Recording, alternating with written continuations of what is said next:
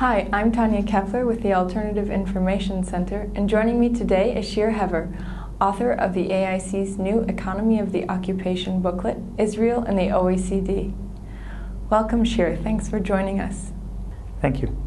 I'd like to start off by asking you a very basic question before we get into your publication. Can you tell us a bit about the OECD? What is it? The OECD is an organization of developed countries. It has currently 33 member states, and it's an organization for cooperation and economic development, which centers mostly on sharing statistical information and publishing information based on set criteria. It's an organization that also calls for a certain type of government legislator and a certain type of economic policies that favor free market and capitalism. Does Israel qualify for OECD membership? Well, Israel doesn't actually qualify for the OECD membership on many levels. First of all, there are all the issues regarding Israel's economy, Israel's education systems, Israel health systems, Israel environmental policies, and they fall short. Not only they fall short of the OECD average, but they also fall short of the OECD bottom levels, which means that the poorest countries in the OECD still have better qualifications on most criteria, most levels than Israel. However, there is a much more important issue that disqualifies Israel from being a member of the OECD. And that issue is that Israel is actually lying about the data that it provides to the OECD. It only measures Israeli citizens. And it measures Israeli citizens also outside the official borders of Israel in the occupied West Bank and in East Jerusalem and the Golan Heights. So that means that Israel is actually controlling a population of 11 million people. And these 11 million people are all part of the Israeli economy. They use the Israeli currency.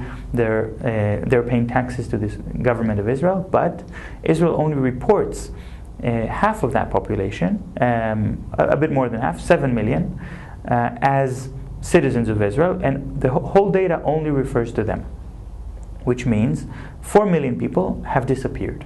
And this means that the OECD is not only taking Israel based on, accepting Israel based on false data, it also allows Israel to keep ignoring the Palestinians who are occupied, to keep treating them as invisible, and it enables Israel to commit crimes against the international law. Why was it accepted? Israel was accepted despite widespread lobby campaign to call on the OECD countries to respect international law, to make Israel accountable, and yet, despite of all this pressure, Israel was accepted to the OECD. And that's interesting because the OECD only accepts countries based on a unanimous vote. It only required one vote of one country to say no against Israel's acceptance into the organization, to block Israel. And not a single country voted no. And the reason for that is twofold. First, there was a lot of pressure from the United States. The United States is the strongest member of the OECD, obviously, and the United States wanted Israel in the OECD and as a kind of bolstering for Israel, and it put pressure on all members of the OECD to vote yes.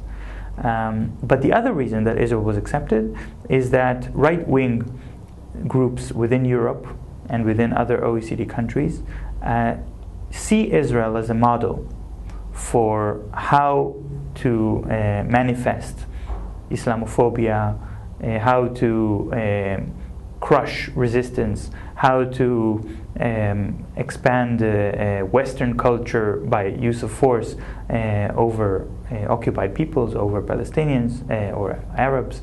And because of that, these right-wing groups within Europe wanted Israel to be perceived as a normal, acceptable democracy by letting it join the OECD, so that they could also push within their own countries for more right-wing policies, for more repression against immigrants, against Muslims within these countries. Since Israel's admission into the OECD, has it received any kinds of economic benefits? It doesn't give Israel any kind of financial incentives or boons. It doesn't give Israel anything concrete. The most important thing about being a member of the OECD is recognition, is legitimacy. And that's why it was so important for Israel to become a member. Most members of the OECD don't try that hard to become members, but they were invited to join, and they agreed to join the organization because it was a relatively minor issue for them. For Israel, it was very major. And even long before Israel was accepted into the OECD, it lobbied the OECD in order to be accepted. It was very important for Israel to be considered a developed democratic country on par with Western Europe and the United States, even though, of course, Israel doesn't qualify, as I mentioned before.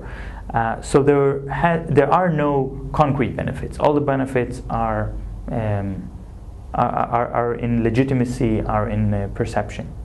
Despite international attempts to block Israel's admission into the OECD, Israel was chosen, and what's more, was chosen to host the upcoming tourism conference. Can you explain the significance of this move? Well, the OECD has many tourism conferences, holds these tourism conferences, and it always holds them in Paris. And for the first time in history, the OECD is holding its tourism conference in Jerusalem, outside of Paris. And this is, again, a very important boost of recognition for Israel. And of course, that would mean that delegations from OECD countries from around the world will come to Jerusalem, and they will be receiving an image of what Israel is, what Jerusalem is, what tourism in Israel is, based completely on the Israeli government narrative. They would receive a one-sided picture where they will only see the story from the viewpoint of the occupier. So that is very important for Israel, and that's something that Israeli officials are very excited about. Well, finally, Israel has been chosen as a member of the OECD, and it will be hosting the tourism conference this fall. What can people do now? Well, Israel is now a member of the OECD. Trying to get Israel to be removed from the OECD would require, once again, a unanimous vote of all members of the OECD. And that is something very unlikely in the near future. Nevertheless, there are a lot of things that activists can do and even use the fact that Israel has become a member of the OECD in order to protest to the OECD organizations, why is Israel not providing accurate and true information? First of all, this is something that statisticians, economists, social scientists should be very worried about. If Israel is providing false data and the OECD is using this false data in its publications, that distorts all of the data published by the OECD. And the OECD usually publishes data which averages countries regardless of their size. So even though Israel is very small, the impact of having false data from Israel is multiplied by the fact that Israel is counted as if it was as big as the United States. But activists who are not scholars also have a lot to do, because Israel vowed as part of its membership process to provide accurate data to the OECD within a year. What they mean by accurate data, it means still not providing data about Palestinians at all, but providing data about Israelis that don't include the illegal settlements. But even that minimal request, minimal demand actually, will not be met, because Israel is not collecting this data. It's not trying to meet this requirement. So it's time now for activists to call on the OECD and ask, why is Israel allowed to renege on its obligation? Why is Israel lying to the OECD? Why does the OECD accept that? And through that, raise again the question of the occupation, raise again the issue of Israel's repression of Palestinians, and actually use the OECD as a platform for this. Thank you very much, Shir. Thank you. If you're interested in reading a copy of Israel in the OECD, copies of the publication are available on the Alternative Information's website and in our offices in Jerusalem and Beit Zahor. Thank you.